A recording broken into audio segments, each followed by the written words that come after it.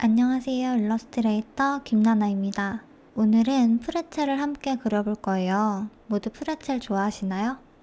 프레첼은 빵 표면이 짙은 갈색이고 겉면에 소금이 솔솔 뿌려져 있어서 짭짤하고 고소한 맛이 나는 빵이에요.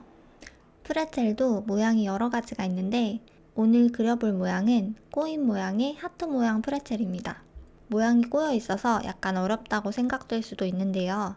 하지만 근본적으로 보면 지난 시간 빵 그리기를 그렸던 방법과 크게 원리는 다르지 않기 때문에 천천히 따라와 주시면 예쁜 프레첼을 그릴 수 있을 거예요. 자, 그러면 함께 프레첼을 그려볼게요. 오늘도 먼저 새 캔버스를 만들어 줄게요. 사이즈는 2000에 2000 픽셀입니다. 새 캔버스가 열렸어요. 오늘도 틴더박스 브러쉬로 러프 스케치를 해보도록 하겠습니다. 아주 천천히 해볼 테니 따라와 주세요. 먼저 이렇게 틴더박스 브러쉬의 두께를 크게 잡아주세요. 그리고 하트를 그려줍니다. 하트 끝부분에서 이렇게 프레첼 끝부분을 그려줍니다. 저는 프레첼을 너무 작게 그려서 선택툴로 크기를 조금 조절할게요. 그리고 지금 그린 러프 스케치의 불투명도를 적절하게 조절해줍니다. 스케치를 하기 위해서요. 그리고 위에 새 레이어를 하나 추가해 볼게요. 그리고 마음에 드는 컬러를 아무거나 골라서 지금부터 이 하트 모양 러프 위에 다시 스케치를 해줄 텐데요. 이것도 사실 러프 스케치입니다. 브러쉬 크기를 적절하게 선택하고 원하시는 프레첼 두께만큼 두께를 설정해서 프레첼의 아랫부분부터 그려주겠습니다. 이 중심에 꼬여있는 부분에 유의하면서 그려볼게요. 저는 지금 그리고 있는 이 부분이 반죽의 맨 위로 올라와 있는 모양으로 그림을 그릴 거예요. 그래서 이렇게 제일 위에 올라와 있는 부분을 먼저 그려주시고 아래에 깔린 반죽에도 두께가 어느 정도 있을 테니까 그런 부분들을 상상하면서 나머지 부분들도 그려볼게요. 왼쪽에 있는 하트 부분, 그리고 왼쪽에 있는 꼬리, 그리고 오른쪽에 있는 하트 부분, 하트의 밑부분은 너무 뾰족하지 않게 둥글게 그려주세요. 빵이라서 둥근 모양이에요. 이 스케치가 약간 어렵게 느껴지실 수 있는데 이 러프 스케치를 정말 잘 해주셔야 합니다. 그래야 컬러링을 했을 때 빵이 예쁘게 나와요. 특히 프레첼에 이어져 있는 부분이 있잖아요. 이어지는 부분의 두께를 유의하면서 그려볼게요. 실루엣이 마음에 들면 아까 처음에 그렸던 러프 스케치는 이제 지워줄게요. 그리고 지금 이 스케치 레이어도 투명하게 불투명도를 조절해 주겠습니다. 이 불투명도 정도는 상관없어요. 그리고 위에 새 레이어를 하나 추가할게요. 여기서부터는 스케치를 덩어리마다 각기 따로따로 레이어를 만들어 줄 건데요. 무슨 말인지 잘 모르시겠죠? 지금부터 같이 그려볼게요. 먼저 눈앞에 제일 먼저 보이는 이 친구부터 선을 따보겠습니다. 아까 신중하게 예쁘게 스케치한 러프 스케치의 외곽을 따라서 그려주시는 거예요. 한번 그려볼게요. 스케치하다가 선이 잘 안 보이시면 백그라운드에 컬러 체크박스를 풀고서 스케치하셔도 상관은 없습니다. 그리고 이렇게 그린 스케치에 컬러를 끌어와서 부어주세요. 다 되었습니다. 이제 지금 그린 그림을 그린 레이어 아래에 새 레이어를 하나 더 추가해 보도록 하겠습니다. 아래쪽에 꼭 추가를 해주셔야 해요. 이번에는 아까와 다르게 그냥 구분이 잘 되는 컬러를 골라주시면 되세요. 막 아무 색이나 괜찮습니다. 아랫부분을 한번 그려볼게요. 그리고 역시 컬러를 부어주세요. 참 중요한 부분은 이게 가끔 막 이렇게 긋고서 컬러를 부었는데 왜 밖으로 색이 삐져나오는지 이해를 못 하시는 분들이 가끔 계세요. 이게 어떻게 된 거냐면 위에 이렇게 레이어 눈을 꺼보시면 선이 이렇게 뚫려 있잖아요. 눈에 보이지 않는 부분도 막혀 있어야 색이 삐져나오지 않기 때문에 그런 부분을 유의하셔서 눈에 보이지 않는 부분도 이렇게 스케치를 해주시고 색을 채워주시면 됩니다. 자, 그리고 이제 이 아래에 또 새 레이어를 하나 추가해 보겠습니다. 이번에도 역시 구분 가능한 아예 다른 색상을 하나 골라서 왼쪽 하트 부분부터 스케치해 줄게요. 그리고 그림 그리는 순서에 대해서 레이어는 이렇게 그림이 쌓여 있다고 생각하시면 된다고 했잖아요. 그래서 내 눈앞에 보이는 순서대로 레이어 순서를 그려주시는 거예요. 맨 위에 있는 부분이 레이어의 맨 위로 가는 거죠. 그리고 러프 스케치의 스케치를 충실하게 따라 그려주세요. 그리고 색상을 끌어와서 역시 부어주세요. 혹시 흰색이 있으면 브러쉬로 꼼꼼하게 예쁘게 채워주세요. 그리고 아래에 새 레이어를 추가합니다. 이제 나머지 오른쪽을 스케치할게요. 역시나 기존 레이어와 구분 가능한 튀는 색으로 골라서 스케치해주세요. 튀는 색으로 스케치를 하고 색을 끌어와서 부어줍니다. 그리고 마지막 아랫부분도 같은 방법으로 역시 새 레이어 추가. 동일한 방법으로 스케치를 해줍니다. 아까 처음에 그렸던 러프 스케치는 이제 필요 없으니까 지워주도록 하겠습니다. 백그라운드에 체크박스도 켜주세요. 옆으로 밀어서 러프 스케치 레이어 삭제. 그래서 색을 부으면 밖으로 삐져나오는 거예요. 그 전에 먼저 실루엣을 살펴볼게요. 보시고 어색한 부분이 있다면 지우개를 이용해서 틴더박스 브러쉬로 크기를 작게 하고 살짝씩 부드러운 실루엣으로 다듬어 주셔도 괜찮아요. 여기에서 중요한 부분은 실루엣을 다듬을 부분 컬러에 맞는, 그러니까 지우개로 지워줄 부분이 속해 있는 레이어를 꼭 선택해 주시고 지우개질 하셔야 합니다. 자, 그럼 컬러로 면을 모두 나누었기 때문에 맨 앞에 있는 친구부터 묘사해 보겠습니다. 맨 위에 있는 레이어를 선택해 주세요. 그리고 그 위에 새 레이어 추가, 클리핑 마스크를 걸어주세요. 클리핑 마스크가 걸렸습니다. 베이스 컬러는 안 구워진 빵 베이스 컬러로 칠해줄게요. 저는 이미 색상이 빵 색상처럼 보여서 이대로 진행하겠습니다. 프레첼은 짙은 갈색으로 원래는 어두운 색상이기 때문에 프레첼 윗부분 컬러를 컬러 바에서 골라볼게요.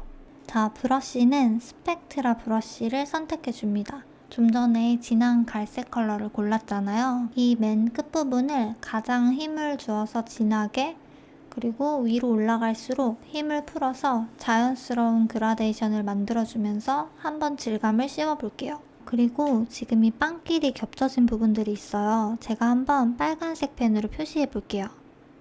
빵이 겹쳐진 부분들, 닿아 있는 부분들이 있습니다. 이 부분은 구워질 때 상대적으로 덜 구워져서 색상이 밝게 나오게 됩니다. 그래서 노이즈 브러쉬 지우개를 선택하고 빵끼리 닿은 부분을 기준으로 약간씩 지워서 밝은 부분을 묘사할게요.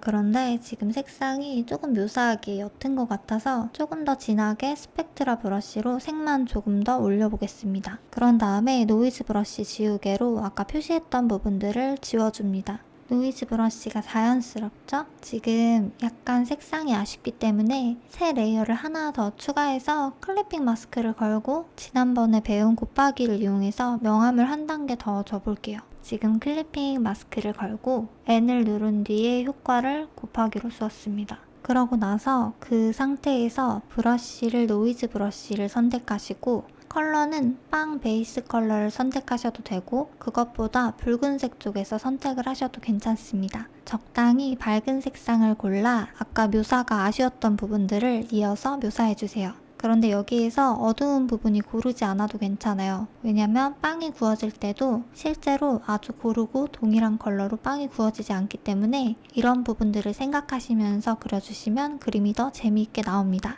자, 방금 첫 번째 레이어의 묘사를 대충 끝내고 묘사한 레이어끼리 꼬집어서 하나로 만들어 주었어요. 이와 같은 방법으로 지금 아래에 있는 나머지 4개의 레이어도 동일하게 묘사해 주겠습니다. 지금부터 제가 하나하나 묘사해 볼게요. 아랫부분을 어둡게, 위로 갈수록 밝게 그라데이션으로 질감을 넣어주세요. 나머지는 반복 작업이라 정말 쉬워요. 그림을 그리면서 아쉬운 부분이 보이면 우리가 지금까지 배운 표현들을 응용해서 그림을 조금 더 꾸며주셔도 좋습니다. 지금 보니까 살짝 더 묘사가 들어가면 좋겠어요. 그래서 새 레이어를 추가하고 다시 클리핑 마스크를 건 후에 방금 전에 묘사했던 색상보다 살짝 더 어두운 컬러를 골라서 노이즈 브러쉬로 명암 묘사를 조금만 더 해볼게요.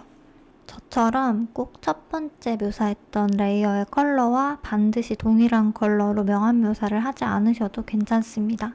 그리고 레이어가 마음에 들면 묘사한 레이어끼리 역시 꼬집어서 레이어를 하나로 합쳐주세요.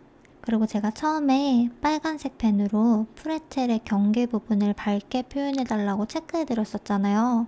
그런 부분을 기억하셨다가 지우개로 지워서 밝게 밝혀주셔도 좋고 아니면 아예 밝은 컬러를 골라서 노이즈 브러쉬를 이용해서 그림의 경계 부분이 잘 보일 수 있게 묘사를 이어서 해주셔도 괜찮습니다. 또는 그림이 마음에 든다면 여기에서 더 손을 대지 않으셔도 괜찮아요.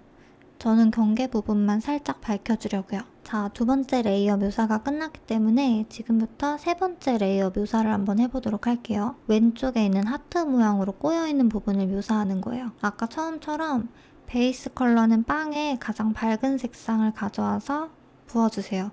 물론 새 레이어를 추가해서 클리핑 마스크를 걸고 나서 색상 부어주셔야 하는 건 잊지 않으셨죠? 그 다음에 역시 스펙트라 브러쉬를 선택하시고 다른 묘사한 컬러의 가장 어두운 색상을 골라서 이 하트 모양의 제일 위쪽 부분을 어둡게, 그리고 가장자리 꼬여있는 부분 쪽으로 갈수록 밝게 그라데이션으로 표현해 줄 거예요. 여기까지만 해도 벌써 프레첼처럼 보입니다. 자, 그리고 왼쪽 하트도 묘사가 조금 아쉬워서 약간 더 어두운 컬러를 골라 노이즈 브러쉬로 경계가 불분명한 부분에 명암을 주어서 꼬인 부분이 더 잘 보이도록 묘사해 볼게요. 꼭 저와 같은 방식이 아니어도 괜찮습니다. 왼쪽 부분을 모두 묘사하고 나서 역시 묘사한 레이어를 꼬집어서 하나로 합쳐줍니다. 프레첼의 하트 오른쪽 부분과 하트 밑부분은 설명하지 않고 빠르게 묘사해 볼게요. 제가 말씀드린 내용을 바탕으로 노이즈 브러쉬와 스펙트라 브러쉬를 이용해 스스로 빵 모양을 묘사해 보겠습니다. 지금 계속해서 동일한 방식 안에서 응용과 반복 작업을 하고 있어요. 고생하셨어요. 베이스 빵 묘사가 끝났습니다. 이대로도 귀엽지만 지금 아쉬운 부분이 있어요. 보면 빵이랑 빵이 겹치는 부분이 경계가 확실하면 더 좋을 것 같고, 밝은 부분, 그러니까 덜 구워진 빵 부분을 조금 묘사해 볼게요. 이제 빵끼리 붙어있는 부분의 경계를 확실하게 하기 위해서 살짝씩 질감을 넣으면서 밝혀줄게요. 혹시 너무 밝게 묘사되어서 이질감이 든다고 하시면 불투명도를 살짝 조절해 주시면 됩니다. 이와 같은 방식으로 나머지 레이어를 묘사해 보겠습니다. 지금 여기까지 작업들을 하면서 레이어와 클리핑 마스크에 대해서 익숙해지셨죠? 묘사 후 레이어를 합쳐주시면 이제 거의 묘사가 끝났습니다. 그림자 묘사를 혹시 더 원하시면 아까 우리가 한 것과 같은 방법으로 묘사하고 싶은 부분을 더 만져보셔도 괜찮아요. 저는 이 정도면 되었다 싶을 때 자꾸 아쉬운 부분들이 눈에 보여서 자꾸 그림을 더 붙잡고 있게 되더라고요. 일단 여기까지 대략 프레첼이 완성되었는데요. 이제 위에 뿌려진 소금을 그려볼게요. 프레첼은 처음에 말씀드린 것처럼 구울 때 반죽에 소금을 넣지 않기 때문에 이렇게 빵 모양을 만들고 나서 그 위에 소금을 뿌려주는 거예요. 컬러는 미색을 골라보겠습니다. 흰색은 아니고 흰색에 거의 가까운 미색 컬러로 골라주세요. 그림을 확대하고 브러쉬 크기는 작게 잡아주세요. 브러쉬는 틴더박스 브러쉬를 선택해 주시면 됩니다. 얘들은 네모 모양이거나 세모 모양이거나 이렇게 소금 모양이 각져 있어요.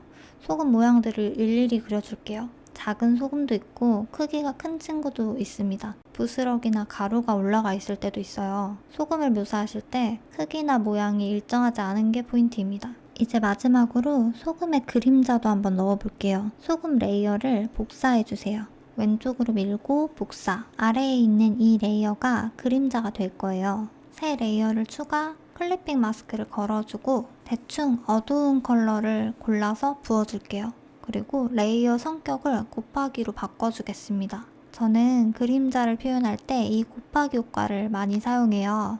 그리고 효과를 한번 줘볼 건데요. 조정에서 가우시안 흐림 효과를 선택합니다. 그리고 퍼센트를 조절해 줄게요. 확대해서 보도록 하겠습니다. 어떤가요? 그림이 살짝 흐려지면서 자연스러워졌죠? 직접 해보시면 아마 잘 보이실 거예요. 그리고 적당하게 불투명도를 조절해 주세요. 전체 완성된 모습을 한번 확인해 볼게요. 이 캔버스 화면에 손가락으로 한번 꼬집어주면 이렇게 화면이 전체 화면으로 딱 맞게 돌아옵니다. 마음에 드는 것 같아요. 그래서 붉은기를 살짝 주어서 먹음직스럽게 해볼게요. 일단 모든 레이어를 하나로 합쳐주세요. 그리고 효과를 넣기 전에 옆으로 돌려서 항상 복제를 눌러주세요. 지난번에도 말씀드렸는데 혹시 보정하다가 망칠 수도 있기 때문에 이렇게 백업 파일을 만들어 놓는 거예요. 아무튼 이렇게 복사한 파일에 붉은색을 조금 줘볼게요. 조정해서 색상 균형, 그리고 이 색상 바에서 빨간색으로 아주 살짝만 바를 움직여주세요. 이렇게 색상 바를 움직이면서 색을 보정해주는 거예요. 나중에 뒤에 가면 보정 효과들도 한 번씩 다 만져보게 될 텐데요. 이런 식으로 수업 중간에 조금씩 나오는 보정 효과들을 해보면서 익혀보셨으면 좋겠어요. 그리고 오른쪽에 이 색상 균형을 눌러보면 밝은 영역, 중간 어두운 영역이라고 나오는데 보통 중간 영역을 선택하고 색상을 조절합니다. 이어서 보정해 볼게요. 이어서 곡선을 활용해서 보정을 해줄게요. 조정해서 곡선을 이용해 사선을 위아래로 움직이며 적당하게 보정해 줍니다. 저는 완성된 이미지가 마음에 들어요. 이제 레이어를 합쳐주세요. 그렇게 하면 프레첼 그리기가 완성되었습니다. 어떠셨나요? 그렇게 어렵지 않았죠? 오늘 배운 기능들을 이용해서 꽈배기라든지 여러 가지 복잡한 모양도 그리실 수 있게 되었어요. 다음 시간부터는 드디어 카페 디저트를 함께 그리게 될 거예요. 그러면 다음 시간에 만나요. 안녕!